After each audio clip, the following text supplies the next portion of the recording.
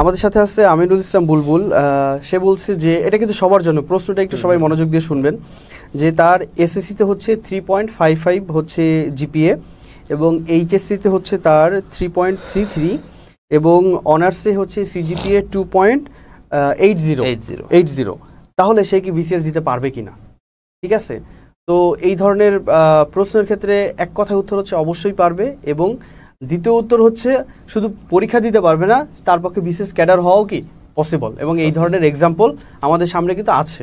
আপনারা রিসেন্টলি দেখবেন যে গত বছরেই এরকম নিউজে আসছে যে ডিগ্রি পড়ে সে বিসিএস, ডিগ্রি তো আপনারা বুঝেন 3 বছরের কোর্স, এটা ডিগ্রি পড়ে দেন মাস্টার্স করে দেন বিসিএস দিয়ে সে বিসিএস অ্যাডমিনিস্ট্রেশন ক্যাডারে সে কোয়ালিফাই করছে, মানে হচ্ছে সে জয়েন করছে আর কি। ঠিক আছে, তো যে ডিগ্রি পড়ে বা ডিগ্রির জন্য কোয়ালিফাই করছে সে যদি পারে, তা আপনি তো অনার্স করছেন, তা মানে আমি তাকে ছোট করছি না কোনোভাবেই, আমি জাস্ট বোঝানোর জন্য যে ইটস পসিবল। আমাদের সাথে 40তম ব্যাচে অডিনারি অ্যাকাউন্টসের সেকেন্ড বয়, ঠিক আছে, সে কিন্তু ন্যাশনাল ইউনিভার্সিটি থেকে সে হচ্ছে পড়াশোনা করা আর কি। ঠিক আছে, হোয়াট এভার, আমার কথা হচ্ছে যে আমার রিলেটিভ আছে স্যার 24 বিসিএস, ওকে, ডিগ্রি পাস কোর্স পড়ে সে শিক্ষা ক্যাডারে 24 বিসিএস, আমার রিলেটিভ, আমার আত্মীয়, নাম বলবো না, আমার আত্মীয় আছে। নাম বলে কি চাকরি থাকবে না?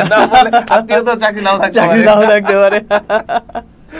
আচ্ছা, সো বিষয়টা হচ্ছে যে যারা আপনারা যাদের এইমটা হচ্ছে বিসিএস ক্যাডার হওয়া বা টার্গেটটা, আপনারা এই ধরনের কোনো ইস্যুস মাথায় আনবেন না যে আমার এটা হবে কি হবে না।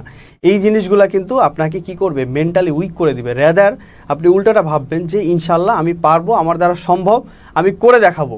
যদি কেউ না পারে বাংলাদেশে, আমি একজনও যদি পারে সে একজন হওয়া আমি, এই ধরনের আপনাকে চিন্তা ভাবনা করতে হবে।